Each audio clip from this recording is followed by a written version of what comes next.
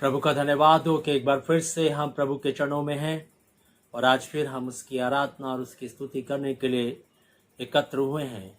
ज़रूर है कि हम एक साथ इकट्ठा नहीं हो पा रहे, लेकिन परमेश्वर ने जो माध्यम हमें दिए हैं उसके तहत हम सब जो है अपने घरों पर आज उसकी आराधना और उसकी स्तुति करने के लिए हम सब तैयार हैं, ताकि हम एक मन एक चित्त होकर के और एक कलीसिया के रूप में हम भले अलग अलग स्थानों में क्यों ना इकट्ठा हो रहे हों, एक साथ इकट्ठा हो करके हम उसकी आराधना और उसकी स्तुति करें। सचमुच में ये परमेश्वर की महान दया है कि उसने ऐसे साधन हमें दिए हैं कि हम उसकी आराधना और उसकी स्तुति हम अपने जीवन के द्वारा से करें। प्रिय भाई बहनों, आज जब हम उसकी आराधना में एकत्र हो गए हैं, इकट्ठा हो गए हैं, सो आइए हम अपने मनों को परमेश्वर की ओर उठाएंगे, अपना ध्यान उस महान प्रभु की ओर लगाएंगे और इस हिंदी ऑनलाइन सर्विस में हम परमेश्वर की आराधना करते हुए अपने जीवन को उसकी महिमा में बढ़ाएंगे, ताकि आज फिर इस आराधना के द्वारा से हमारे प्रभु परमेश्वर को महिमा मिल सके। सो ये समय है कि हम जो है अपने हाथ जोड़ें, अपनी आंखों को बंद करें और इस प्रार्थना में हम सम्मिलित हों। इस आराधना को हम जो है प्रार्थना के साथ शुरू करें। हमारे जीवित प्रभु, हम एक बार फिर से धन्य कहते हैं आज के दिन के लिए, इस समय के लिए कि प्रभु एक बार फिर से तू हमें अपने चरणों में लाया ताकि हम तेरी आराधना और तेरी स्तुति अपने जीवन के द्वारा से कर सकें। प्रभु आप जानते हैं कि हमारा जो जीवन है वो तेरे अनुग्रह के कारण से आज फिर तेरे चरणों के समीप है। प्रभु जी, इन कठिन परिस्थितियों में और इस महामारी के दौर में प्रभु आपने सचमुच में हमें आज भी अपनी ओर देखने के लिए आशीष दी है। हम तुझे धन्यवाद देते हैं। गुजरे सप्ताह में प्रभु जी आपने पूरी कलीसिया को संभाला, जो दुआएं की प्रभु उसका उत्तर तूने दिया, उसके लिए हम तुझे धन्य कहते हैं। हम धन्यवाद देते हैं प्रभु कि तूने जो है सचमुच में प्रभु आज फिर अपने अनुग्रह करके हमें अपने चरणों में आने के लिए आशीष दिए ताकि हम तो जीवित महान अद्वैत परमेश्वर की आराधना कर सकें। प्रभु आज जो कुछ भी आराधना में हम करते हैं, तेरे वचन को पढ़ते हैं, भजनों को गाते हैं, तेरे समीप अपने विनती निवेदनों को लाते हैं, सब बातों से प्रभु तुझे महिमा मिले और आज की आराधना सचमुच में तेरी आशीष का कारण बन सके। प्रभु हम चाहते हैं जितने लोग इस आराधना को आज फिर देखते हैं, बड़ी आशीष को अपने जीवन में पाएं और उनकी जिंदगियां सचमुच में तेरे लिए बदली जा सकें और उनका जीवन प्रभु सचमुच में तेरे आगमन के लिए तैयार हो सके। हम एक बार फिर से आज के भजन वचन सब कुछ को तेरे हाथों में देते हुए, अपनी ज़िंदगी को तेरे हाथों में देते हुए, इस कलीसिया को तेरे हाथों में सौंपते हुए और जितने लोग जुड़ेंगे उन सब को तेरे हाथों में देते हुए इस विनती को प्रभु यीशु ख्रिस्ट के नाम से मांगते, आमीन। सो हम शुक्रगुजार हैं उस महान परमेश्वर का जिसने हमें जिंदों की ज़मीन पे जिंदा रखा और हमें यह अवसर दिया कि हम उसकी महिमा करें। सो आइए हम एक गीत में चलेंगे, अपने मनों को तैयार करेंगे ताकि हम परमेश्वर की जीवित वाणी को मन की तैयारी के साथ सुन सकें।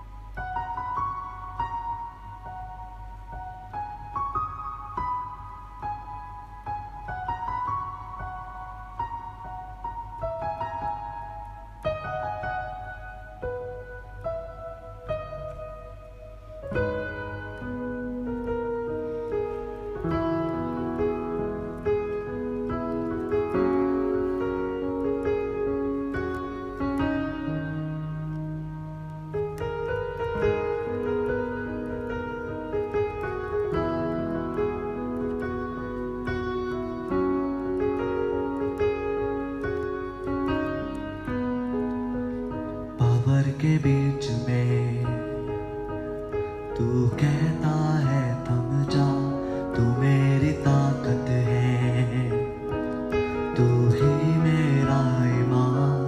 पावर के बीच में तू कहता है थम जा, तू मेरी ताकत है, तू ही मेरा ईमान। बीते कल में तू साथ मेरे था, आज भी मेरे साथ है खड़ा। आने वाले कल में भी होगा, उठते हुए तूफानों में तू ही मेरी चट्टान। बढ़ती हुई लहरों पे तेरे कदमों के निशान। उठते हुए तूफानों में तू ही मेरी चट्टान। बढ़ती हुई लहरों पे तेरे कदमों के निशान।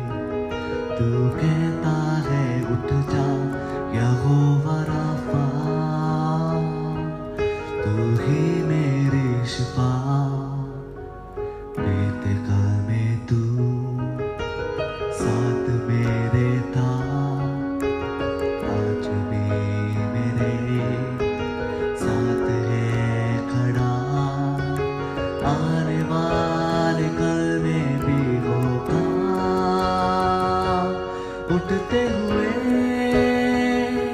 उफानों में तू ही मेरी चट्टान, बढ़ती हुई लहरों पे तेरे कदमों के निशान, उठते हुए उफानों में तू ही मेरी चट्टान, बढ़ती हुई लहरों पे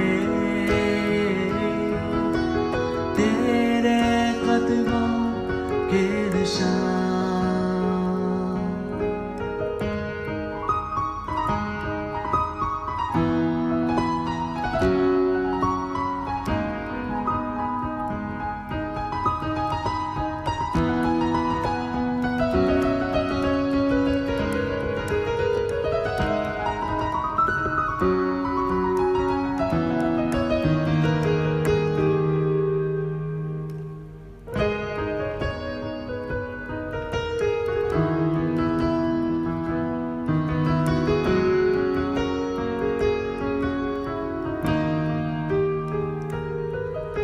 बीमारी देख तेरा सर झुका, मुझ पर तेरा बस ना चल सका, ऐसा कोई शस्त्र ना अपना जो कर सके कम तेरा सामना। बीमारी ने तेरा सर झुका, मुझ पर तेरा बस ना चल सका, ऐसा कोई शस्त्र ना अपना जो कर सके कम मेरा सामना।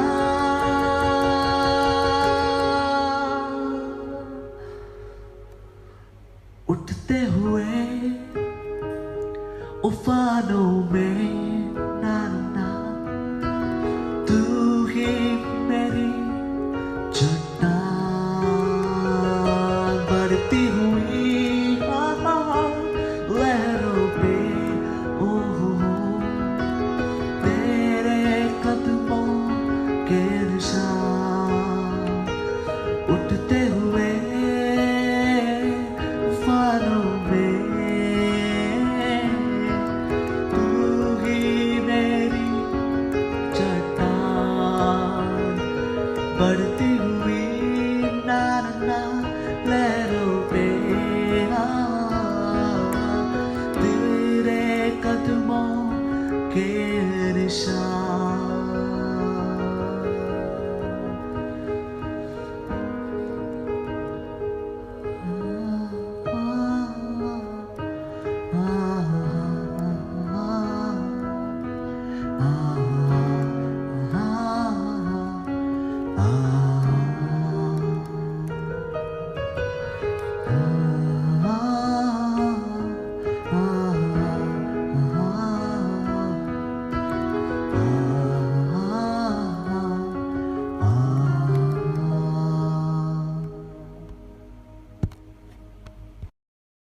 का धन्यवाद हो कि आज फिर से हम प्रभु के वचन को सुनने के लिए जा रहे हैं और एक बार फिर से हम उस परमेश्वर को जो सचमुच में प्यार करने वाला परमेश्वर है, हम उसकी आराधना करने के लिए हम सब जो है आज तैयार हैं।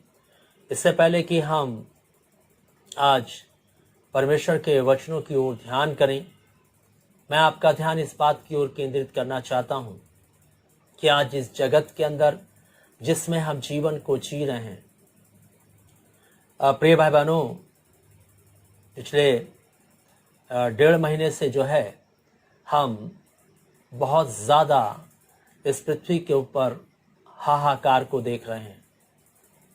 हाहाकार मचा हुआ है और हर जो देश, हर जाति, हर धर्म जो है इस सारी तकलीफ़ों से जो है परेशान है। और ये जो महामारी इस पृथ्वी पर फैली हुई है, इससे मनुष्य जो है अत्यधिक जो है पीड़ित है। इस महामारी ने कितनों के माता पिता, कितने के भाई बहन और कितनों की पत्नी पति और कितनों के बच्चों को जो है निगल लिया है, और ये महामारी थमने का नाम नहीं ले रही। और जब हम इस महामारी की बात कर रहे हैं प्रिय भाई बहनों, तो हमें इस बात को समझना होगा कि ये महामारी जो है किसी मनुष्य के द्वारा से उत्पन्न की हुई नहीं है। ये महामारी जो है ये परमेश्वर का क्रोध है जो मनुष्य जाति पर जो है भड़क रहा है, क्योंकि मनुष्य जाति ने हमेशा परमेश्वर को जो है अपने कामों के द्वारा से रुष्ट किया है। और आज हम परमेश्वर के वचन से इस बात को देखेंगे और सीखेंगे कि कौन से ऐसे काम मनुष्य कर रहा है जिसके कारण से परमेश्वर का जो रोष है वो जो है मनुष्य जाति पर भड़का हुआ है। मनुष्य के ऊपर जो परमेश्वर का क्रोध है वो क्यों भड़का हुआ है, इस बात पर हम विचार करेंगे। लेकिन प्रिय भाई बहनों, संसार का जो नज़ारा है वो हमें इस बात को बताता है कि परमेश्वर जो है इस मनुष्य जाति के पापों से उकता गया है, और मनुष्य जो जाति है ये पाप करना बंद नहीं करना चाहती। ये पाप में लिप्त रह करके अपनी जिंदगी को जीना चाहती है, और ये मनुष्य जाति इस पाप के कारण से उस महान अद्वैत परमेश्वर को भूल चुकी है। और ये मनुष्य जो है अपने आप को ही ईश्वर बना बैठा है। वो सोचता है मैं जो हूँ और जो कर रहा हूँ मैं ही हूँ, मेरे अलावा इस पृथ्वी के ऊपर कोई नहीं है। और बहुत सारी बातें ये मनुष्य इन दिनों में सोचने लग गया है, क्योंकि पाप के बढ़ने के कारण से विचार भी दुष्ट हो गए हैं, विचारधारा भी दुष्ट हो गई है। जो मन के जो दृष्टिकोण है वो भी उस दुष्टता ने अपने कब्जे में ले लिया है। और इसलिए प्रिय भाई बहनों, मनुष्य इस महामारी के प्रकोप से निकल नहीं पा रहा। पिछले 1.5 साल से हम इस बात को देख रहे हैं कि मनुष्य इस बीमारी से जूझ रहा है, और इस बीमारी का जो है कुछ ऐसा हल ढूंढना चाहता है ताकि इससे आज़ाद हो सके। लेकिन इन 1.5 वर्षों में हम इस बात को देखते हैं, हल ढूंढने की बजाय ये महामारी जो है बहुत ही वहशी हो गई और बढ़ गई है। क्यों? कारण क्या है? कारण है मानव जाति का पाप। मानव जाति के पाप के कारण ये महामारी जो है थमने का नाम नहीं ले रही। और इससे एक ही बात से बचा जा सकता है, ना तो इस महामारी से कोई वैक्सीन हमें बचा सकती है, ना इस महामारी से कोई दवाई हमें बचा सकती है, ना हमें इस महामारी से कुछ और बचा सकता है। अगर कोई बचा सकता है तो वो है हमारा परमेश्वर, जिसने हमें रचा है, जिसने हमारी सृष्टि की है, जिसने हमें इस पृथ्वी पर भेजा है। वो परमेश्वर ही है जो हमें इस महाप्रकोप से बचा सकता है। और उस महाप्रकोप से बचने के लिए मनुष्य प्राणी को एक ही काम करना पड़ेगा कि उससे अपनी जिंदगी के अंदर पश्चाताप करना पड़ेगा। और जब तक मनुष्य प्राणी पश्चाताप नहीं करे तब तक परमेश्वर के क्रोध से बच नहीं सकता। परमेश्वर का क्रोध मनुष्य पर भड़का रहेगा। और इसलिए परमेश्वर का वचन आज हमें इस बात को सिखाना चाहता है कि यदि आज हम अपनी जिंदगी को परमेश्वर के साथ जो है पश्चाताप के साथ लेकर के नहीं आएंगे तो ये जीवन हमें इसी प्रकोप के साथ जीना होगा प्रिय भाई बहनों। और इसलिए आज परमेश्वर हमसे कहना चाहता है कि परमेश्वर के क्रोध से बचने के लिए हमें अपनी जिंदगी में पश्चाताप करना है। ऐसा नहीं कि ये प्रकोप जो है पहली बार हमें इन दिनों में देखने को मिल रहा है। हम यदि प्राचीन काल के समय में जाएं तो उस जमाने में भी परमेश्वर का जो प्रकोप था मनुष्य जाति पर उसके पाप के कारण इसी रीति से भड़कता रहा। आज मनुष्य शायद प्राचीन काल की बातों को भूल गया है और इस नवीन काल की बातों में वो जिंदगी को जीने वाला बन गया है। जो वैज्ञानिकों का युग है, जो इंटरनेट का युग है, वो आज सोचने लगा है कि वो प्राचीन काल की बातें थीं और ये तो हम नए युग में जीवन जी रहे हैं। उस जमाने में इंटरनेट नहीं था, उस जमाने में और कई चीजें नहीं थी, लेकिन इस जमाने में हम नवीनीकरण के साथ अपनी जिंदगी को जी रहे हैं। हम एक डिजिटल जो है दुनिया में अपनी जिंदगी को जीने वाले लोग हैं। लेकिन मैं आपको बताना चाहता हूं कि परमेश्वर का क्रोध जो है प्राचीन काल से भड़कता चला आया है। जब नूह के जमाने के लोगों ने पाप किया तो परमेश्वर का कोप उस जमाने के लोगों पर भड़का और जल प्रलय से परमेश्वर ने सारी सृष्टि को विनाश किया। यदि हम सदोम अमोरा के दिनों में जाएं, तब भी हम देखते हैं कि परमेश्वर ने आकाश से आग और गंधक बरसा करके उस देशों को उसने नाश कर दिया, क्योंकि उस समय जो पाप की चिल्लाहट थी वो परमेश्वर के कानों तक पहुंची थी। और यहाँ पर हम देखते हैं केवल अमोरा और सदोम की बात नहीं है, बल्कि आकान ने जब पाप किया तब भी परमेश्वर का कोप जो है इस्राएल कौम पर भड़का। बाइबल बताती है कि किस रीति से आकान के परिवार को उसका भुगतान करना पड़ा और आकान को स्वयं उसका भुगतान देना पड़ा। परमेश्वर का क्रोध तो समय समय पर जो है आज्ञा न मानने के कारण, परमेश्वर के विरोध में खड़े होने के कारण होता रहा है। लेकिन मैं आपको एक बात कहना चाहूँगा कि परमेश्वर का जो क्रोध है वो सदैव पवित्र रहा है और न्याय संगत रहा है। परमेश्वर के क्रोध ने कभी अन्याय नहीं किया। परमेश्वर के क्रोध में कभी अन्याय नहीं हुआ। प्रिय भाइयों, इस बात को हमें समझना होगा, इस बात को हमें जानना होगा कि परमेश्वर का जो क्रोध है वो पवित्र क्रोध है। वो किसी से बुरा मान करके उस क्रोध नहीं करता।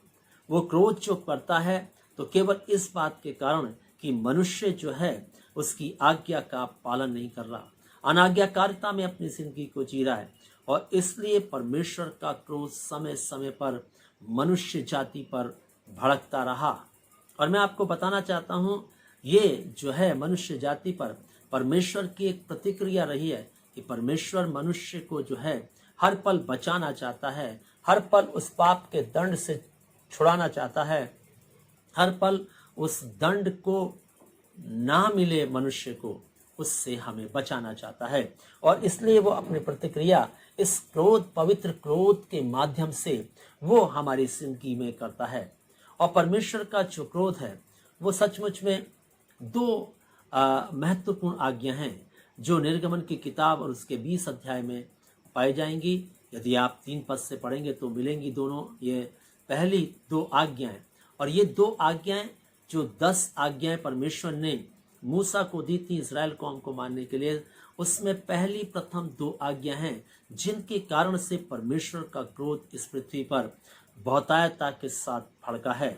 और मैं आपको बताना चाहता हूँ, भविष्यवक्ताओं ने भी परमेश्वर के रोष के बारे में वर्णन किया है। यदि हम यशाया की किताब पढ़ें, यिर्मयाह की किताब पढ़ें, यहेजकेल की किताब पढ़ें और छोटे नबियों की किताब पढ़ें, हम देखने पाएंगे कि किस रीति से परमेश्वर का जो क्रोध है वो मानव जाति पर भड़का है। मानव जाति के ऊपर परमेश्वर का क्रोध जो है वो बहुतायता के साथ रहा है। प्रिय भाई बहनों, बाइबल क्या कहती है? यदि हम सपन्या नबी की किताब को अगर हम खोलें और हम देखें और उसके पहले अध्याय के 14 पद से पढ़ें तो यहाँ पर सपन्या जो परमेश्वर का भविष्यवक्ता है वो किस प्रकार से कहता है। यहाँ पर लिखा है, क्योंकि परमेश्वर जो है न्याय संगत है, परमेश्वर जो है पाप का दंड देने वाला परमेश्वर है, परमेश्वर जो है पाप का दंड दिए बिना मनुष्य को नहीं छोड़ता है और इसलिए वो न्याय संगत है। इसलिए परमेश्वर का क्रोध जो है वो धरती पर मानव जाति के ऊपर समय समय पर जो है होता रहा, ताकि ये मानव जाति पाप से निकल करके परमेश्वर की मर्जी के अनुसार जिसके लिए उसने रचा था उस तरीके से अपनी जिंदगी को जिए। लेकिन ऐसा संभव हो नहीं सका। और यहाँ पर हम देखते हैं कि क्या कहता है सपन्या, पहला अध्याय, सपन्या की किताब पहला अध्याय उसके 14 पद से मैं पढ़ूंगा। देखिए क्या कहता है परमेश्वर का वचन। यहोवा का भयानक दिन निकट है, वह बहुत वेग से समीप चला आता है। यहोवा के दिन का शब्द सुन पड़ता है, वहां वीर दुख के मारे चिल्लाता है।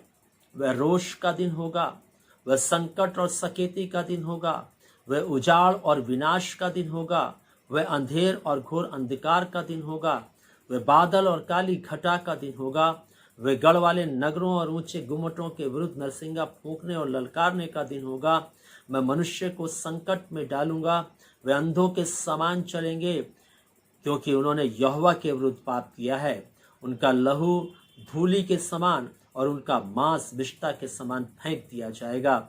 यहोवा के रोष के दिन में ना तो चांदी से उनका बचाव होगा और ना सोने से, क्योंकि उसके चलन की आग से सारी पृथ्वी भस्म हो जाएगी और वह पृथ्वी के सारे रहने वालों को घबरा करके उसका अंत कर डालेगा। और हम देखते हैं कि किस रीति से जो है सपन्या ने जो है भविष्यवक्ता था, उसने भविष्यवाणी की कि परमेश्वर का क्रोध किस प्रकार का है और उसके कोप से कौन बच सकता है। वो उजाड़ का दिन है, वो रोष का दिन है, वो चिल्लाहट और संकट और सकेती का दिन है, वो जो है काली बादल के समान दिन है, काली घटा के समान दिन है। बाइबल बताती है कि वो जो है सचमुच में ऐसा दिन है कि जब मनुष्य का लहू भूमि पर और उसका मांस विष्ठा के समान फेंक दिया जाएगा। और आज देखें, आज कैसे मनुष्य मर रहा, उसको ऐसे ही फेंक दिया जा रहा है। कैसे फेंक दिया जा रहा उसको। लोग उसको छूना नहीं चाहते, लोग उसको इज्जत के साथ दफनाना नहीं चाहते, उसका अंतिम संस्कार करना नहीं चाहते। प्रिय भाई बहनों, परमेश्वर का वचन कहता है ये इसलिए है क्योंकि परमेश्वर की जो आग है क्रोध की, वो भड़क रही है। और इसलिए वो कहता है ना तो चांदी से कुछ बचाव होगा और ना सोने से कुछ बचाव होगा। आज लोग पैसा निकाल निकाल करके देना चाहते हैं अपने लोगों के लिए, लेकिन कोई बचाव नहीं हो पा रहा, कोई नहीं बचा पा रहा है ना। मनुष्य इस महामारी से मर रहा है, धनाढ्य भी मर रहा है और गरीब भी मर रहा है, सभी मर रहे हैं। और इसलिए प्रिय भाई बहनों, परमेश्वर का वचन हमें इस बात को सिखाना चाहता है कि परमेश्वर का ये कोप से अगर हम बचना चाहते हैं तो केवल हमें अपनी जिंदगी में अपने पापों के प्रति पश्चाताप करना होगा। अपनी जिंदगी को अगर हम परमेश्वर के क्रोध से छिपाना चाहते हैं तो हमें प्रभु के क्षण में अपनी जिंदगी को लाना होगा। और जब तक हम ऐसा नहीं करेंगे, परमेश्वर का ये कोप शांत नहीं होगा, क्योंकि हम अपने कामों के कारण उसको रिस दिला रहे हैं, हम उसको क्रोध दिला रहे हैं, उसके रोष को भड़का रहे हैं। हम अपने कामों के द्वारा से जो है अपनी जिंदगी को परमेश्वर के उस भयानक हाथ के नीचे ला रहे हैं। और इसलिए परमेश्वर का वचन आज हमें सिखाना चाहता है। हम रोमियो के पत्र में जाएंगे, उसके पहले अध्याय में जाएंगे, उसके 18 पद से लेकर के 32 पद तक के हिस्से में आज हम सीखेंगे कि परमेश्वर का क्रोध मनुष्य जाति पर क्यों है। और यहाँ पर पौलुस कहता है मनुष्य जाति पर परमेश्वर का जो कोप है वो पाप के कारण है, वो पाप के कारण है। और यहाँ पर 18 पद से लेकर अगर हम 32 पद तक पढ़ें रोमियो के पहले अध्याय के, तो यहाँ पर हम इस बात को देख सकते हैं कि 4 प्रकार के कारण हैं जिसके कारण से परमेश्वर का जो क्रोध है, ईश्वरीय जो कोप है, उसका जो रोष है वो मनुष्य जाति पर भड़क रहा है। और इसलिए हमें अगर अपनी जिंदगी को बचाना है तो हमें इन 4 कारणों को अपनी जिंदगी से दूर करना होगा। और इसलिए आइए हम क्रमबद्ध इन 4 कारणों को देखेंगे। ये 4 कारण कौन से कारण हैं, 4 जिसके कारण से परमेश्वर का क्रोध मनुष्य पर भड़कता है। और उसमें पहला कारण जो परमेश्वर का भक्त पौलुस रोम की कलीसिया को लिखते हुए बताता है, उसमें पहला कारण ये है, मैं 18 पद से पढ़ूंगा।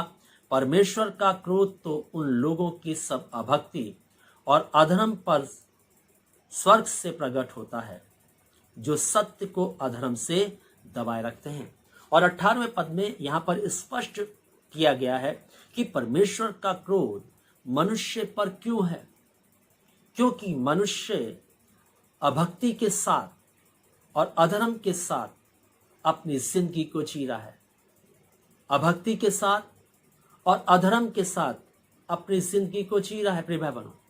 और इसलिए परमेश्वर का क्रोध जो है वो स्वर्ग से मनुष्य पर प्रकट हो रहा है। और क्यों प्रकट हो रहा है? क्योंकि सत्य को मनुष्य ने अधर्म से दबा दिया है। और यदि आज हम अपनी जिंदगी में देखें और अपनी आंखों को उठाकर संसार की ओर देखें तो हम देख सकते हैं कि सत्य को मनुष्य ने अधर्म से दबा दिया है। अधर्म भारी है सत्य पर, याद रखिए प्रिय भाई बहनों। धर्म पर अधर्म भारी है, सच्चाई पर अधर्म भारी है, झूठ भारी है। और आज इस प्रकार का जब मानव जाति ने अपनी जिंदगी के अंदर जो है इन बातों को अपना लिया है, तो क्या परमेश्वर का क्रोध इस मानव जाति पर नहीं भड़केगा? बाइबल कहती है कि परमेश्वर ने जब मनुष्य की रचना की तो मनुष्य को उसने अपने स्वरूप और अपनी समानता में बनाया। मनुष्य जो था वो सचमुच में परमेश्वर की समानता में सिरजा गया था, उसके स्वरूप में सिरजा गया था, उसके स्वभाव में सिरजा गया था। उसके स्वभाव में पाप नहीं था, उसके स्वभाव में जो है कोई दुष्टता नहीं थी, कोई चालाकी नहीं थी, कोई जो है भ्रष्टाचारता नहीं थी। परमेश्वर का जो स्वभाव था उस स्वभाव से ये परिपूर्ण करके मनुष्य की उत्पत्ति की गई थी, रचना की गई थी।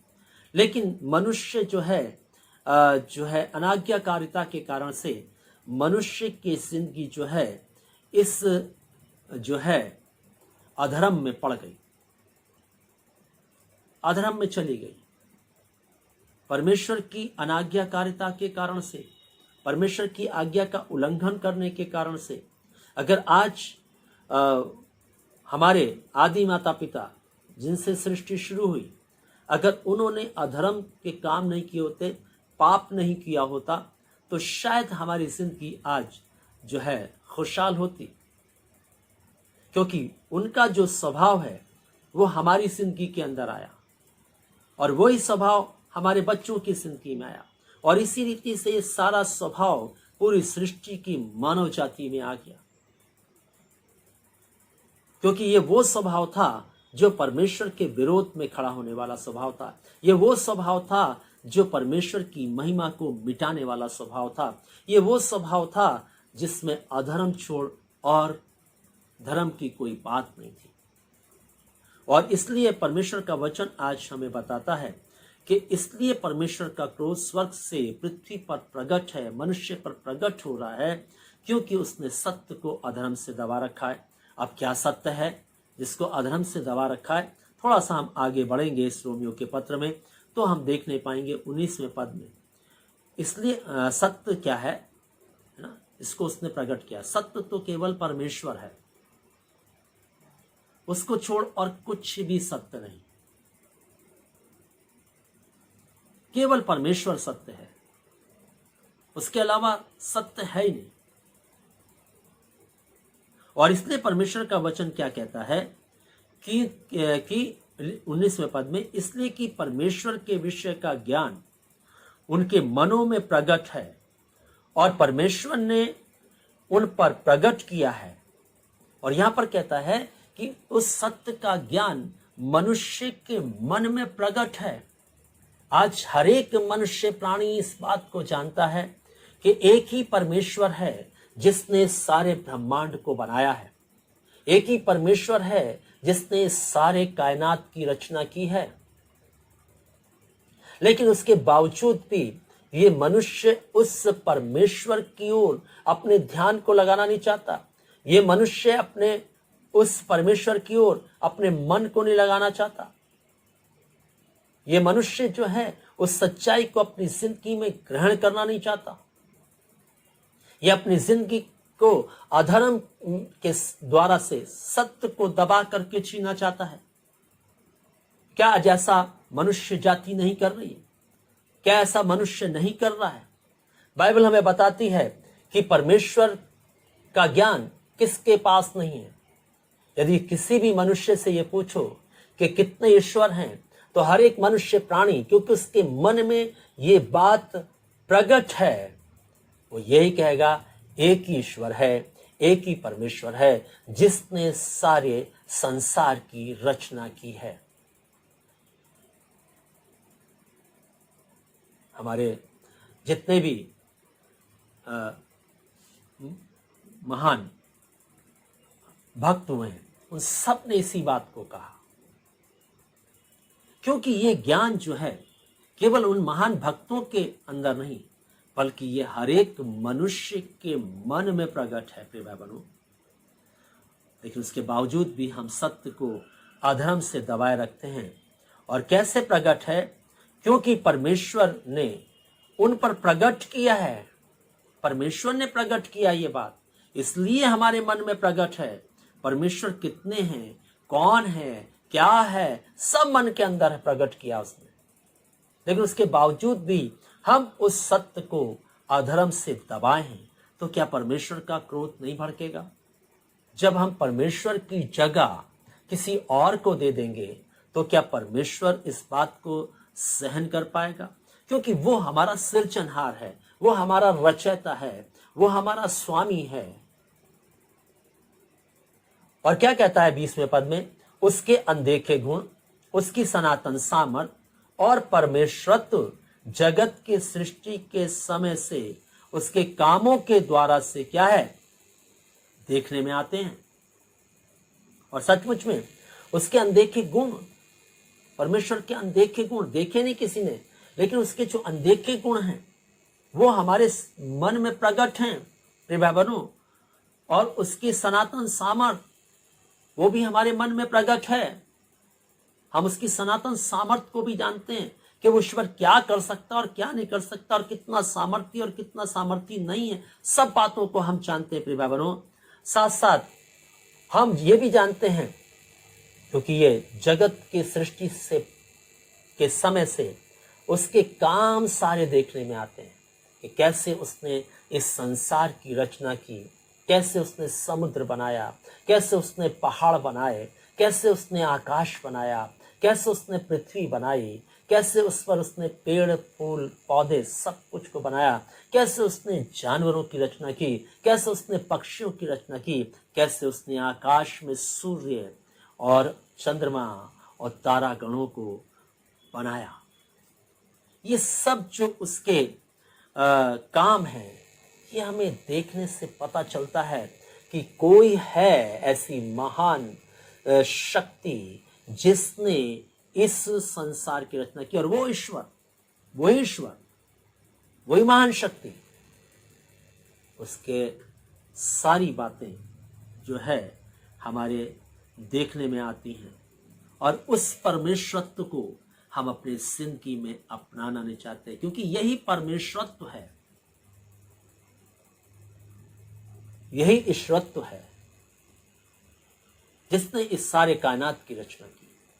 उसी को ईश्वर कहते हैं, उसी को परमेश्वर कहते हैं, जिसने हमें भी भूमि की मिट्टी से रचा, उसे परमेश्वर कहते हैं। और उसने हमारे नथनों में अपने जीवन की श्वास डाल दी, जिसके कारण से आज हम जिंदा हैं। और जिस दिन वो ये श्वास निकलती है, उस दिन श्वास थम जाती है। जिस दिन परमेश्वर श्वास को हमारी जिंदगी से वापस लेता है, उसके बाद कोई सांस काम नहीं करती। याद रखिए, कोई आर्टिफिशियल श्वास भी काम नहीं करेगी। अगर वो श्वास निकल गई, अगर वो श्वास है, तो आर्टिफिशियल श्वास जो है वो उसको जो है फिर से खड़ा कर सकती है। लेकिन अगर ओरिजिनल श्वास निकल गई तो फिर कोई श्वास उसे जीवित नहीं कर पाएगी। और ये सब बातें जब देखने को हमें मिलती हैं, इन सब बातों को जब हम देखते हैं, इन बातों को जब हम समझते हैं, लेकिन फिर भी हम इस सच्चाई को जानने के बाद भी हम जो है अधर्म से इस सत्य को दबा देते हैं। 21वां पद कहता है, मनुष्य पर क्रोध है, कहता है कि हम देखने में आते और यहां तक कि हम निरुत्तर हैं, हमारे पास जवाब नहीं है। आकाश कैसे तना हुआ है, किस चीज का बना हुआ है, क्या है, कोई जवाब नहीं हमारे पास। सूर्य कैसे लटका हुआ है, कौन से तार से बंधा है, जवाब नहीं हमारे पास। लेकिन परमेश्वर का वचन बताता है एक एक चीज का नाम है, एक एक तारे का नाम परमेश्वर लेकर के बुलाता है। प्रिय भाई बहनों, असंख्य तारे हैं लेकिन सबके नामों को परमेश्वर ने रखा है। महान परमेश्वर, महान। आज उस महान परमेश्वर को हम भूल बैठे हैं, आज हम उसके विरोध में खड़े हो गए। प्रिय भाई बहनों, तो क्या परमेश्वर का क्रोध जो है भड़केगा नहीं? आज विज्ञान फेल हो गया उस महान परमेश्वर के सामने, क्योंकि परमेश्वर महान है। परमेश्वर जो है उसके सामने सब चीज फेलियर है, क्योंकि परमेश्वर ही सब कुछ का दाता है। और इसलिए परमेश्वर का वचन आज हमसे बात कर रहा है, प्रभु हमें सिखा रहा है। इसी कारण लिखा है 21वें पद में, इसी कारण कि परमेश्वर को जानने पर भी उन्होंने परमेश्वर के योग के बड़ाई और धन्यवाद नहीं किया, परंतु व्यर्थ विचार करने लगे, यहां तक कि उनका निर्बुद्धि मन अंधेरा हो गया। इस सब बातों को जानने के बाद, परमेश्वर की सच्चाई को जानने के बाद, परमेश्वर को जानने के बाद भी मनुष्य ने परमेश्वर की बड़ाई नहीं करी। जिसके योग्य वो है उस योग की बड़ाई नहीं की, उसका धन्यवाद नहीं किया और इस व्यर्थ विचार करने लग गए परमेश्वर को लेकर के। और आज मनुष्य परमेश्वर के योग की बड़ाई नहीं कर रहा है। आज मनुष्य परमेश्वर के प्रति धन्यवादी नहीं है। आज मनुष्य जो है व्यर्थ विचार करने लगा है परमेश्वर को लेकर के, परमेश्वर के कामों को लेकर के, परमेश्वर की बातों को लेकर के, उसके श्रत्व को लेकर के, परमेश्वरत्व को लेकर के वो जो है व्यर्थ विचार करने लग गया प्रिय भाई बहनों। और इसलिए मनुष्य का मन अंधेरा हो गया है, निर्बुद्धि हो गया है। आज देखते हुए भी वो नहीं देख पा रहा, सुनते हुए भी वो नहीं सुन पा रहा, समझते हुए भी वो नहीं समझ पा रहा। ऐसा मन निर्बुद्धि हो गया है। पाप ने ऐसा मन जो है निर्बुद्धि कर दिया है, अंधकारमय कर दिया है प्रिय भाई बहनों।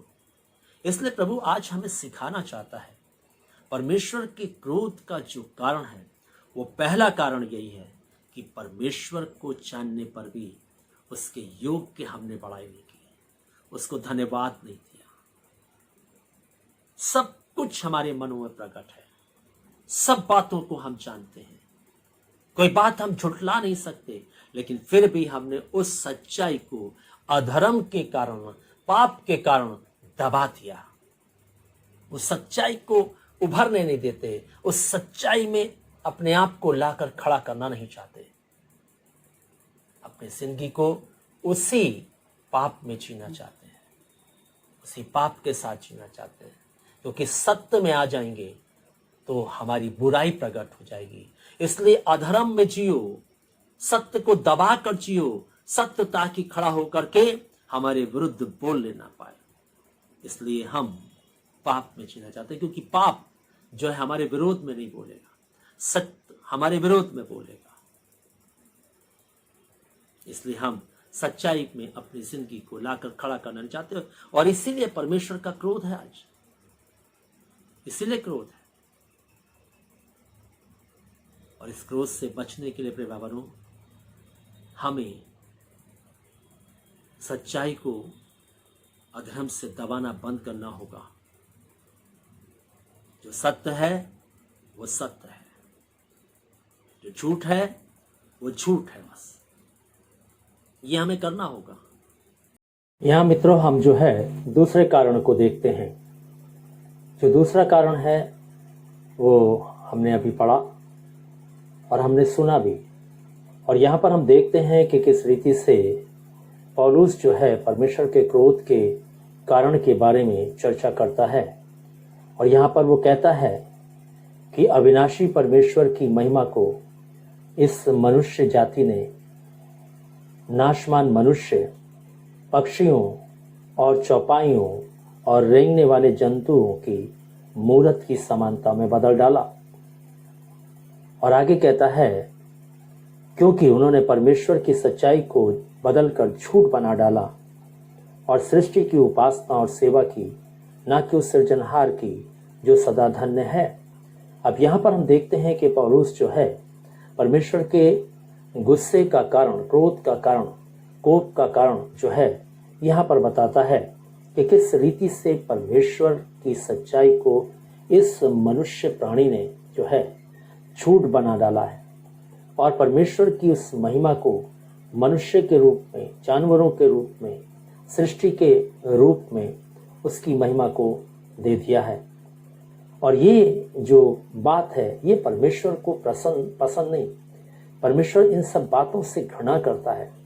और यदि हम इज़राइल के इतिहास को देखें और यदि हम व्यवस्था विवरण की किताब और उसके 4 अध्याय में जाएं और उसके 16 पद से लेकर 20 पद तक के हिस्से में पढ़ें तो यहाँ पर इस प्रकार से लिखा है, कहीं ऐसा न हो कि तुम बिगड़कर चाहे पुरुष चाहे स्त्री के, चाहे पृथ्वी पर चलने वाले किसी पशु, चाहे आकाश में उड़ने वाले किसी पक्षी के, चाहे भूमि पर रेंगने वाले किसी जंतु, चाहे जल के, पृथ्वी के जल में रहने वाले किसी मछली के रूप में कोई मूर्ति खोद कर बना लो, या जब तुम आकाश की ओर आंखें उठाकर सूर्य, चंद्रमा और तारों को अर्थात आकाश का सारा तारागण देखो, तब बहक कर उन्हें दंडवत करके उनकी सेवा करने लगो, जिनको तुम्हारे परमेश्वर यहोवा ने धरती पर के सब देश वालों के लिए रखा है। और तुमको यहोवा लोहे के भट्टे सरीखे मिस्र देश से निकाल ले आया, इसलिए कि तुम उसके प्रजा रूपी निज भाग ठहरो।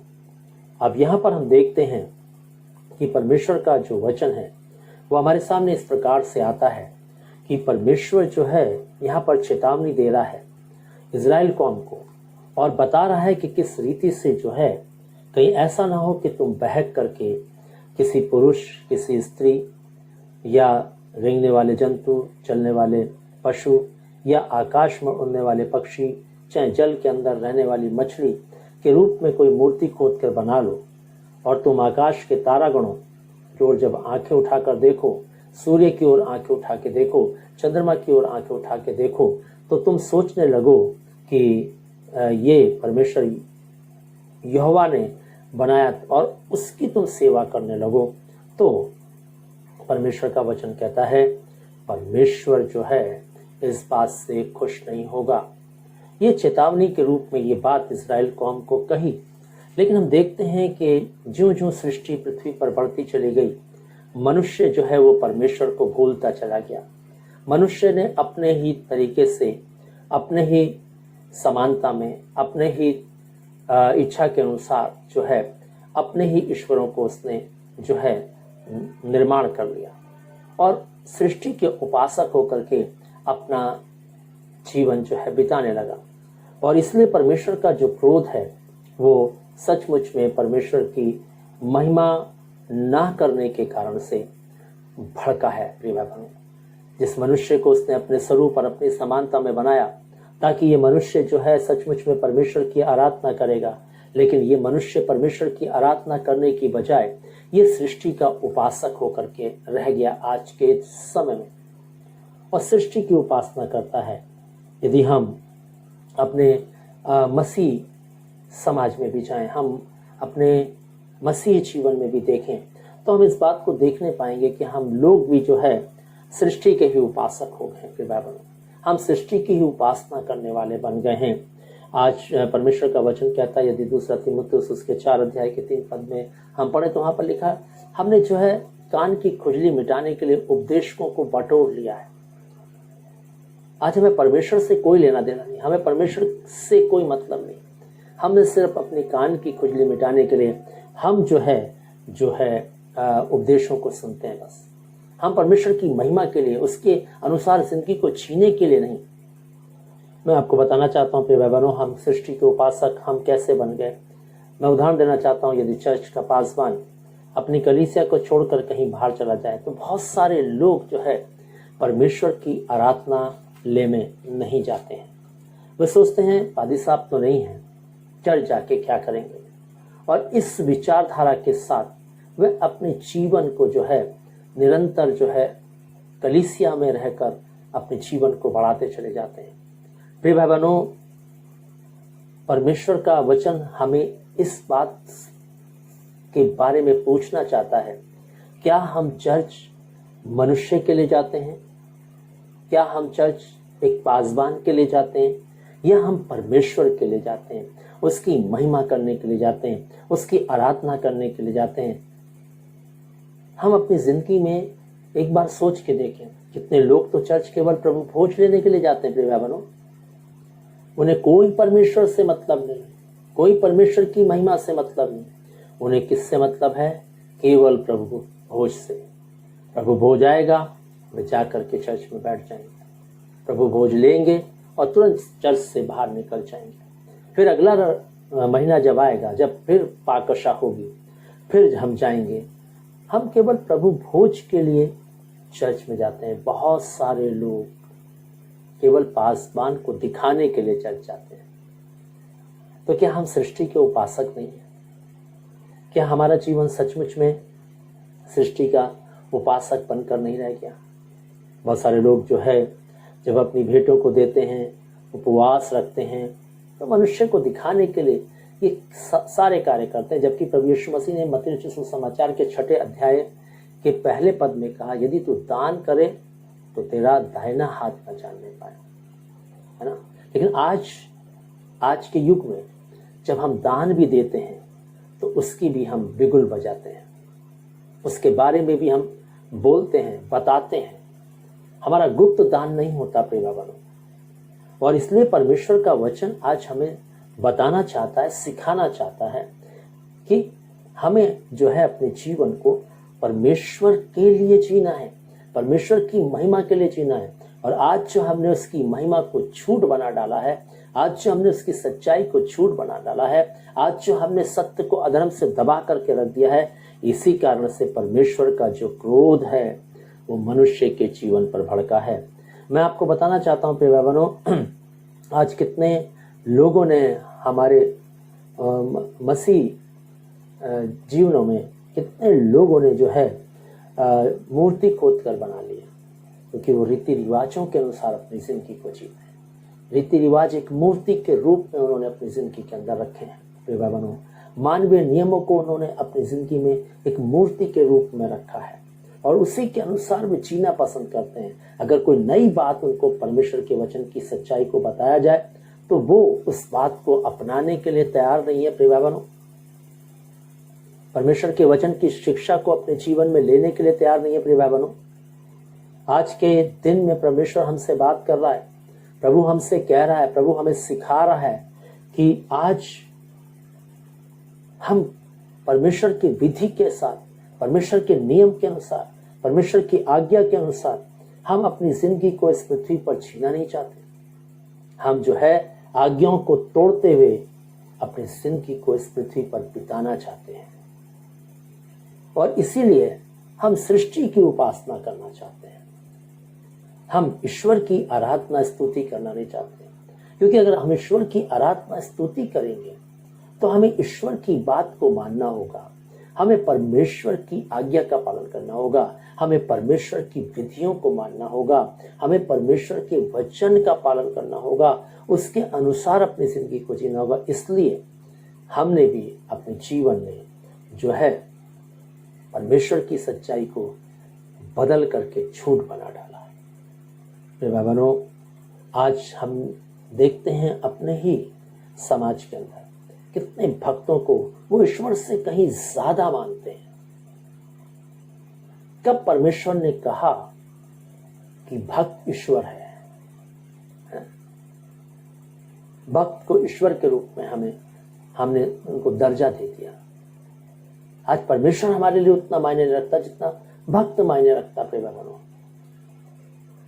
क्या परमेश्वर अपनी महिमा किसी को देगा? क्या परमेश्वर अपनी महिमा को बांट देगा? कदापि नहीं। वह अपनी महिमा कभी भी किसी को नहीं देता, बाइबल कहती है। और आज जो हम ईश्वर से कहीं ज्यादा जो है सृष्टि को देने लग गए हैं, सृष्टि के रचना को देने लग गए हैं, सृष्टि के कार्यों को देने लग गए हैं, सृष्टि के द्वारा बनाए गए नियमों को देने लग गए हैं, मैं आपको बताना चाहता हूं यही है उस क्रोध का कारण, जिसके कारण से आज परमेश्वर का जो कहर है वो मनुष्य जाति पर क्या है, भड़क रहा है स्वर्ग से। आइए, यदि हम अभी भी अपने जीवन को इस कहर से बचाना चाहते हैं तो हमें अपने जीवन को जो है सचमुच में प्रिय भाई बहनों सही दशा में लौटाना होगा। सही जगह पर अपनी जिंदगी को लाकर खड़ा करना पड़ेगा, ताकि हम परमेश्वर के क्रोध से, उस गजब से, उस कहर से बच सके। और इसलिए प्रिय भाई बहनों, ये दूसरा कारण था जिसके कारण से परमेश्वर का क्रोध मानव जाति पर समय समय पर भड़का। इसलिए आज भी चेतने की आवश्यकता है, आज भी हमें जागने की आवश्यकता है। तीसरा कारण हम देखते हैं, बाइबल क्या कहती है 24 पद को अगर हम पढ़ें, रोमियो के पहले अध्याय के, देखिए क्या कहता है। इस कारण परमेश्वर ने उन्हें उनके मन की अभिलाषाओं के अनुसार अशुद्धता के लिए छोड़ दिया कि वे आपस में अपने शरीरों का अनादर करें। 26 पद, इसलिए परमेश्वर ने उन्हें नीच कामनाओं के वश में छोड़ दिया, यहाँ तक कि उनकी स्त्रियों ने भी स्वाभाविक व्यवहार को जो स्वभाव के विरुद्ध है बदल डाला। वैसे ही पुरुष भी स्त्रियों के साथ स्वाभाविक व्यवहार छोड़कर आपस में कामातुर होकर चलने लगे। पुरुषों ने पुरुषों के साथ निर्लज्ज काम करके अपने भरम का ठीक फल पाया। और यहाँ पर जो क्रोध का जो तीसरा कारण है वो है व्यभिचार, वो है संसार में मौज मस्ती के साथ जिंदगी को जीना, परमेश्वर के सारे नियम, सारे विधि, सारी व्यवस्था सबको ताक पर रख करके जीना। और आज के युग में मनुष्य इस तरीके से अपनी जिंदगी को बता रहा है। परमेश्वर का वचन बिल्कुल सत्य है। प्रिय बहनों, यदि हम इस बात को अगर देखना चाहते हैं तो हम लूत के जीवन से और सदोम अमोरा में जब लूत रहता था वहां से हम इस बात को देख सकते हैं। प्रिय बहनों, किस रीति से जो है उनकी जिंदगी में इस तरीके के पाप आ गए थे। उस जमाने में भी समलैंगिकता का पाप जो है बढ़ रहा था, बढ़ावे पर था। और आज भी हम देखते हैं ये पाप धीरे धीरे इस पृथ्वी पर बहुतायतता के साथ बढ़ता चला जा रहा है। प्रिय बहनों, और हम देखते हैं कि किस रीति से लूत के दिनों के बारे में प्रभु यीशु मसीह ने कहा कि मेरा आना ठीक उस समय होगा जब लूत के दिन जैसे दिन होंगे। और क्या कहता है लूका रचित सुसमाचार उसका 17वां अध्याय और उसके 27 पद से यदि हम पढ़ें तो यहाँ पर देखिए बाइबल क्या कहती है। खोलेंगे मेरे साथ, आप सब निकालें लूका रचित सुसमाचार और उसका 17 अध्याय और 26 पद में लिखा है, जैसे नूह के दिनों में हुआ था वैसे ही मनुष्य के पुत्र के आने के दिनों में भी होगा। जिस दिन तक नूह जहाज पर ना चढ़ा उस दिन तक लोग खाते पीते और उनमें विवाह होते थे। जब जल प्रलय ने आकर उन सबको नष्ट किया, तब जल प्रलय ने आकर उन सबको नष्ट किया, जैसे लूत के दिनों में हुआ था कि लोग खाते पीते, लेन देन करते, पेड़ लगाते, घर बनाते थे। परंतु जिस दिन लूत सदोम से निकला उसी दिन आग और गंधक आकाश से बरसी और सबको नष्ट कर दिया। मनुष्य के पुत्र के प्रकट होने के दिन भी ऐसा ही होगा, ऐसा ही होगा। ये पाप चरम सीमा पर होगा। यदि हम उत्पत्ति की किताब में जाएं और उसके 19वें अध्याय में जाएं और उसके हम 4 और 5 पद को पढ़ें तो यहाँ पर हम देखते हैं कि किस रीति से परमेश्वर का वचन हमारे सामने आता है। उनके सो जाने से पहले, इसको पूरे अध्याय को आप पढ़ेंगे तो आपको अच्छा लगेगा। 13 से पढ़ेंगे और पढ़ते जाएंगे 19 अध्याय तक तो आपको सारी बातें स्पष्ट हो जाएंगी। समय नहीं कि सब बातों को यहाँ पर स्पष्ट किया जा सके, लेकिन मुख्य बातें 19 अध्याय उत्पत्ति का और 4 पद से। उनके सो जाने से पहले सदोम नगर के पुरुषों ने जवानों से लेकर बूढ़ों तक वरन चारों ओर के सब लोगों ने आकर उस घर को घेर लिया और लूत को पुकार कर कहने लगे, जो पुरुष आज रात को तेरे पास आए हैं कहाँ हैं? हमारे पास बाहर ले आ कि हम उनसे भोग करें। ये पाप कई हजार वर्ष पहले सदोम अमोरा में हुआ। सदोम अमोरा में हुआ ये पाप। बाइबल हमें इस बात को बताती कि किस रीति से सदोम के लोगों ने, अमोरा के लोगों ने जो है इस घृणित पाप को किया, इस घृणित काम को किया। और यहां पर हम देखते हैं, जब हम पढ़ रहे हैं 26 और 27 पद को, ये पाप आज भी बहुतायता के साथ हो रहा। और प्रभु का वचन कहता है इस पाप से प्रभु को घृणा है। व्यवस्था 18 के 22 पद को पढ़ेंगे तो वहां पर लिखा, प्रभु इस पाप से घृणा करता है। और जो काम से परमेश्वर को घृणा है, जब मनुष्य वो काम करेगा तो क्या परमेश्वर का क्रोध मनुष्य पर नहीं भड़केगा? लूत के दिनों में लोग खाते पीते थे और आज लोग परमेश्वर को भूल गए, परमेश्वर के कार्यों को भूल गए, परमेश्वर की बातों को भूल गए, परमेश्वर की सारी चीजों को भूल गए। लोग अपने खाने पीने, मौज मस्ती में, व्यभिचार में, शरीरों की अभिलाषा में लिप्त हो गए। प्रिय बहनों, आज जो मनुष्य है शरीर की अभिलाषा के अनुसार अपनी जिंदगी को जीने वाला बन गया है, शरीर की लालसा के अनुसार अपने जीवन को बिताने वाला बन गया है। और लूत के दिनों में लोग खाते पीते, लेन देन करते थे, और आज लेन देन में मनुष्य इतना मशगूल है कि वो परमेश्वर को भूल गया। ये सामान ले लो, इस सामान का पैसा दे दो, फिर वो सामान ले लो, फिर उस सामान का पैसा दे दो। पूरी जिंदगी जो है इसी तरीके से बीतती जा रही है। ले लो, दे दो, दे दो, ले लो। परमेश्वर के प्रति ध्यान, परमेश्वर के प्रति रुझान बिल्कुल नहीं जा पा रहा, क्योंकि हम इतना ज्यादा इन सब चीजों की लेन देन में फंस गए हैं कि हम उससे बाहर निकल नहीं सकते और अधिक उससे सोच नहीं सकते। हर पल हमें चिंता रहती है कि हमें जो है अब ये सामान लिया, इसकी किस्त देनी है, ये चालू हो गई, ऐसा करना वैसा। इसी में हम लेन देन में लगे रहते हैं। और कई प्रकार का लेन देन, केवल ये तो मैं जो सामान हम घर में बनाते हैं और या जो भी हम इंस्टॉलमेंट पर लेते हैं उसकी बात कर रहा हूँ। और भी कई चीजें जिसके लेन देन में हम व्यस्त हो गए और हम परमेश्वर को भूल। आज मनुष्य घर बनाने में लग गया है, पेड़ों को लगाने में लग गया है। और इसलिए प्रभु आज हमसे कहना चाहता है कि ये सब बातें जब तुम होते देखो तो समझ लेना कि मनुष्य का प्रकट होना निकट है, प्रभु का आना निकट है। और इसलिए परमेश्वर का जो क्रोध है वो इन सब घिनौने पाप करने के कारण से मनुष्य जाति पर है। और आज मनुष्य जाति इस घिनौने पाप में लिप्त है। प्रिय भाइयों, यदि प्रिय भाइयों आज भी हम बचना चाहते हैं तो हमें इन पापों से पश्चाताप करना पड़ेगा, इन पापों को छोड़ना पड़ेगा, इन पापों से हमें अपनी जिंदगी को अलग करना पड़ेगा, इन पापों से अपने जीवन को हटाना पड़ेगा। हमें परमेश्वर के सामने अपनी जिंदगी को बड़ी दीनता के साथ ले जाके रखना होगा और प्रभु के समीप दीन होकर के अपने पापों का पश्चाताप करना होगा, ताकि हम जो है परमेश्वर के क्रोध से, उसके गजब से, उसके कहर से हम बचे रह सकें। इसलिए हमें ऐसा करना प्रिय भाई बहनों।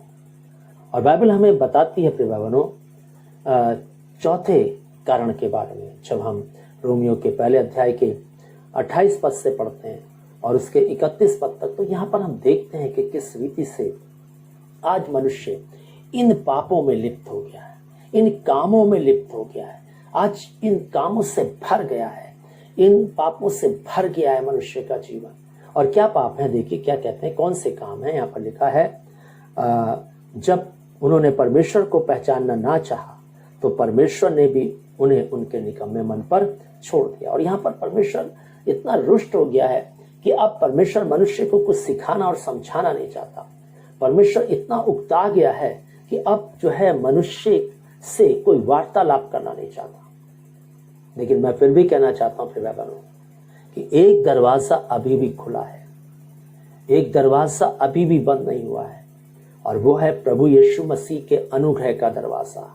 यदि आप चाहते हैं अपनी आत्मा को नरक में जाने से बचाना, यदि आप चाहते हैं अपनी आत्मा को परमेश्वर के राज्य में पहुंचाना, यदि आप चाहते हैं कि आपकी जिंदगी में आंखें मरने के बाद स्वर्ग में खुलें, तो मैं आपसे कहना चाहता हूं कि आपको जो है अपने जीवन में परमेश्वर के निकट आकर के अपनी जिंदगी में ये पाप जो चौथा कारण है, इन पापों के प्रति आपको पश्चाताप करना पड़ेगा।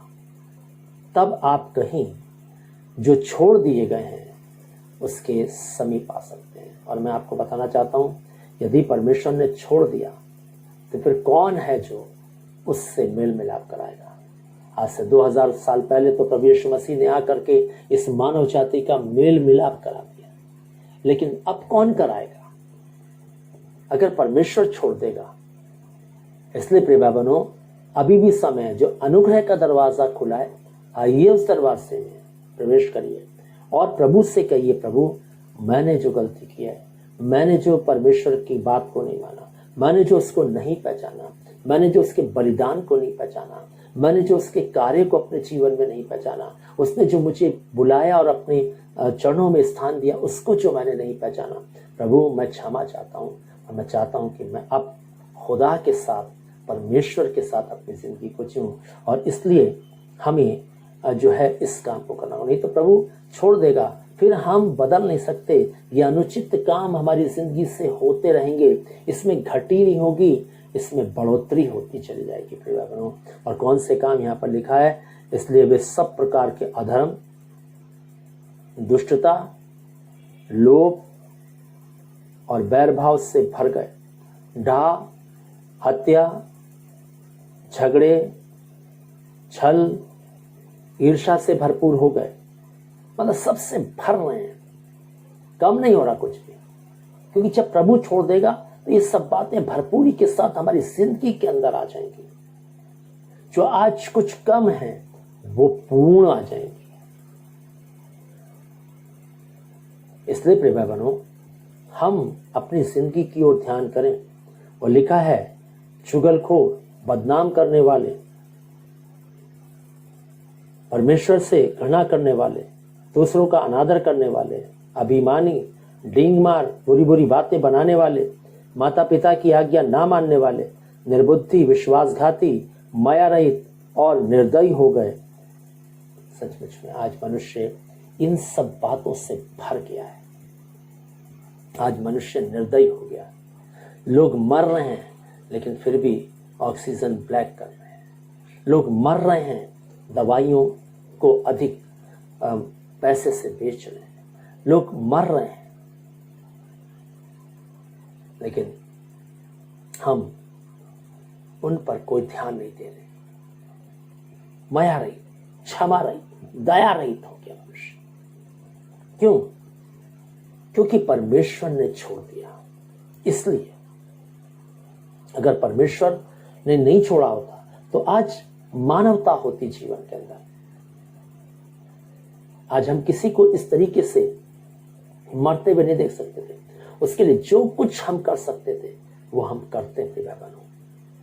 इसलिए प्रभु आज भी हमसे बात कर रहा है।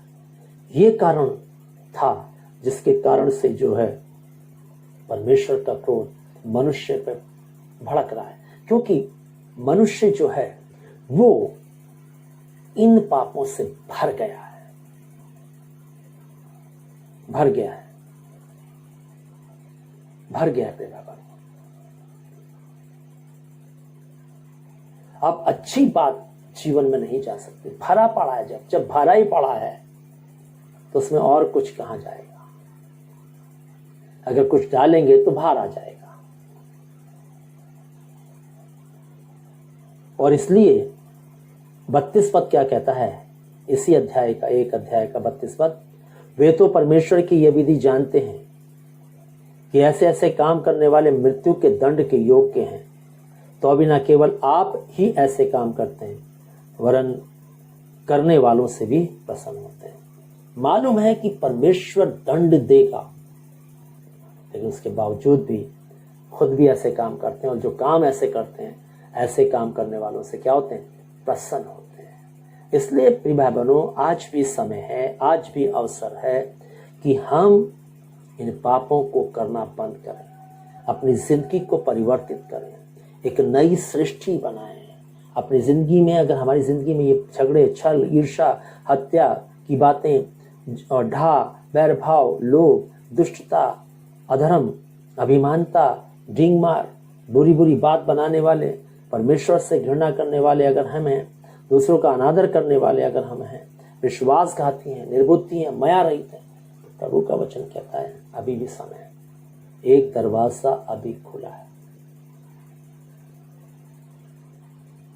जिस दिन वो बंद हो गया फिर कोई नहीं बच पाएगा। इसलिए आइए हम अपनी जिंदगी को परमेश्वर के इस गजब से बचा लें प्रिय भाई बहनों, नहीं तो नाश हो जाएंगे।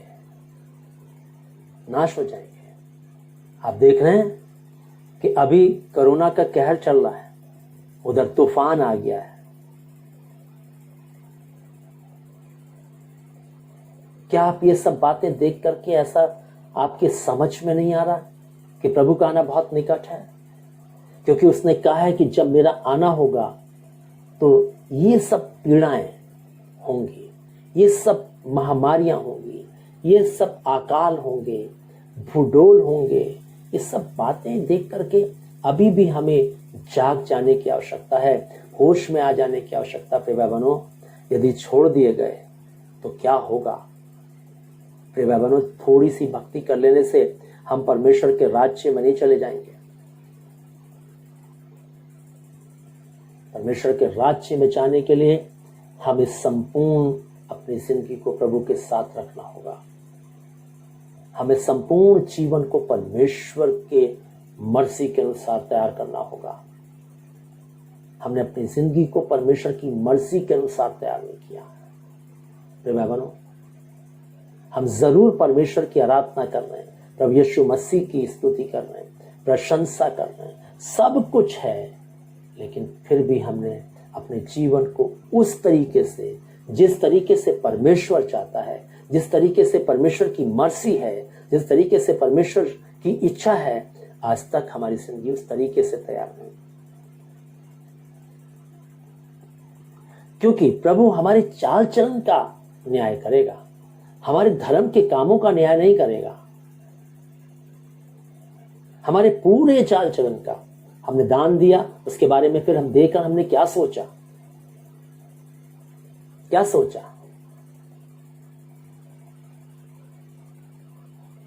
और बाद में फिर हमने उसका हिसाब मांगा, हिसाब दो हमें इसका कि हमने दान दिया है।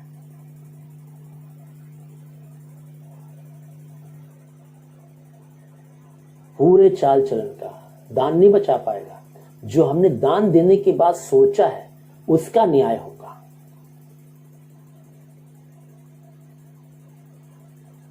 क्योंकि हम प्रभु की आज्ञा के अनुसार चलने वाले हमें बनना है। और प्रभु की आज्ञा यह है कि जो कुछ प्रभु को अर्पण कर दिया वो प्रभु को अर्पण कर दिया है, उसमें कोई हमारा लेना देना नहीं, अब हमारी कोई साझेदारी नहीं, अब हमारा कोई उसमें लेखा जोखे की बात नहीं, क्योंकि हमने प्रभु को अर्पण कर दिया है। लेकिन आज जब हम प्रभु को भी देते हैं तो उसमें भी हम बहुत विचार लगाते हैं प्रिय बहनों, तो कैसे हम बच पाएंगे? कैसे हम परमेश्वर के कहर से अपने आप को बचा पाएंगे? और इसलिए प्रभु का वचन आज हमसे कहना चाहता है, प्रभु का वचन आज हमें बताना चाहता है कि हमें जो है इन बुरी बुरी बातों को जो हम सोच लेते हैं अपनी जिंदगी से निकालना है। क्योंकि उसने कहा तुम जब बायां दे तो दाहिना ना जानने पाए और दाहिना दे तो बायां ना जाने। देने के बाद किसी को जानने की जरूरत नहीं है कुछ भी, क्योंकि हमने प्रभु को दिया और इसका प्रतिफल हमें कहां से मिलेगा? प्रभु से मिलेगा भैया, प्रभु से मिलेगा। इसलिए हम जो कुछ भी कर रहे हैं हम प्रभु के लिए कर रहे हैं, हमें उसका प्रतिफल प्रभु से चाहिए। अगर चर्च में भी हमें सेवा करें तो हमें प्रतिफल पादी साहब से नहीं चाहिए, हमें प्रतिफल किससे चाहिए? प्रभु से चाहिए। ये सोचकर हमें परमेश्वर के लिए सब कार्यों को करना है, सब बातों को करना है। इसलिए परमेश्वर का वचन आज भी हमसे बात कर रहा है, यदि हम परमेश्वर के क्रोध से बचना चाहते हैं तो हमें पश्चाताप करना होगा, जिंदगी को फिर से नई रीति से परमेश्वर के साथ शुरू करना होगा और जैसा प्रभु कहता है वैसा ही करना होगा, जैसा प्रभु चाहता है वैसा ही चलना होगा, तब हम बच पाएंगे। नहीं तो परमेश्वर का क्रोध मनुष्य पर स्वर्ग से प्रकट है। इसलिए 4 कारण हमने देखे। पहला कारण हमने देखा, परमेश्वर का क्रोध इस बात से प्रकट हुआ कि उन्होंने सत्य को अधर्म से दबा दिया। दूसरा, परमेश्वर का क्रोध इस बात से प्रकट हुआ कि परमेश्वर की महिमा को जो है सृष्टि में बदल दिया, सृष्टि की उपासना में बदल डाला। तीसरा, संसार की अभिलाषाओं के अनुसार, शरीर की अभिलाषाओं के अनुसार जो जीना शुरू कर दिया मनुष्य ने, इस कारण परमेश्वर का क्रोध भड़का। और चौथा, जो अनुचित कामों से भर गए, चुगलखोरी करना, बदनाम करना, परमेश्वर से घृणा करना, ये सब चीजें जो है, ये सब जो घृणित काम करने लगे, इस कारण से परमेश्वर का क्रोध आज मनुष्य पर है। इसलिए प्रिय भगवानों, आइए अपनी जिंदगी में अभी भी सुधार ले आइए ताकि हम परमेश्वर के क्रोध से बचे रह सकें और जब वो आए तो उसके साथ हम बादलों पर जा सकें। प्रभु हम सबको आशीष देवे। आज हम ये रुकेंगे, प्रार्थना में चलेंगे। हमारे जीवित महान सर्वशक्तिमान दयालु पिता परमेश्वर, हम धन्यवाद देते हैं कि तूने अपने क्रोध के बारे में आज हमें बताया कि तेरा क्रोध नूह के ज़माने में क्यों भड़का, सदोम अमोरा के लोगों के और आसपास के देशों में क्यों भड़का, और तूने प्रभु जी आज हमें बताया कि तेरा क्रोध भड़कने का कारण यह है। 4 कारण तूने आज हमारे सामने रखे। प्रभु जी, हम चाहते हैं कि आज तेरे वचन को जब हमने सुना है, हम अपनी जिंदगी में परिवर्तन लाएं, अपनी जिंदगी को तेरे हाथों में सौंपते हैं, अपने गुनाहों की माफ़ी हम मांग लें, अपने मन और अपनी आत्मा को हम बदल डालें। पिता, ऐसा हम तुझसे चाहते हैं कि आज इस वचन के माध्यम से ये होने पाए पिता, और लोग प्रभु जी सचमुच में तेरे अनुग्रह में जो दरवाज़ा खुला है उसके द्वारा से बच नहीं पाए पिता। हम चाहते हैं प्रभु, एक एक पर दया कर, एक एक पर, हर एक सुनने वाले पर दया कर। अगर उनकी जिंदगी में ये 4 पाप में से कोई भी पाप पाया जाता है या चारों पाए जाते हैं, आप प्रभु दया करके, अनुग्रह करके इन सब से छुटकारा प्रदान करें ताकि ये पाप मनुष्य के जीवन से चले जाएं, तेरे लोगों की जिंदगियों से चले जाएं, और ये जिंदगियां प्रभु सचमुच में एक नई सृष्टि बन करके प्रभु तेरी महिमा, तेरी स्तुति करने वाली हो सके। प्रभु, जितनों इस वचन को सुना, आशीष दे, इस कलीसिया को बहुत आशीष दे, और होने दे इस वचन को प्रभु और भी अपनी महिमा के लिए तू प्रभु जी इस्तेमाल कर। ये वचन प्रभु सचमुच में जो तूने दिया है बहुतों तक पहुँचे, ऐसा आशीष इस पर कर, जिससे लोगों की जिंदगियाँ सचमुच में बचाई जा सके। हम प्रभु सब कुछ तेरे हाथों में देते हुए, प्रभु एक एक जन को तेरे हाथों में सौंपते हुए, और ये चाहते हुए प्रभु कि तू दया कर इस मनुष्य पर, क्षमा कर इस मनुष्य को, और प्रभु अपने कहर को इस मनुष्य से खत्म कर। और प्रभु हम तुझसे यही कहना चाहते, एक मौका दे ताकि प्रभु ये मनुष्य प्राणी अपनी जिंदगी को तेरी शरण में ला सके। सब कुछ तेरे हाथों में सौंपते हुए इस विनती को प्रभु यीशु ख्रीष्ट के नाम से मांगते हैं, आमीन।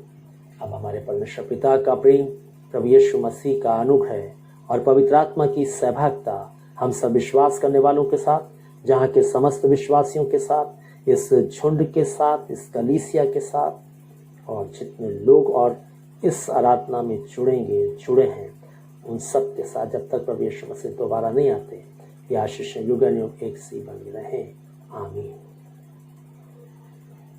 सबको जय मसीह की। प्रभु आप सबको बहुत आशीष दे। अगर आपको इस वचन से आशीष मिली है तो इसको ज़रूर और अपने अजीज़ों तक पहुंचाएं ताकि उनकी जिंदगियां भी परमेश्वर के कहर से बच सके। प्रभु आप सबको आशीष दे।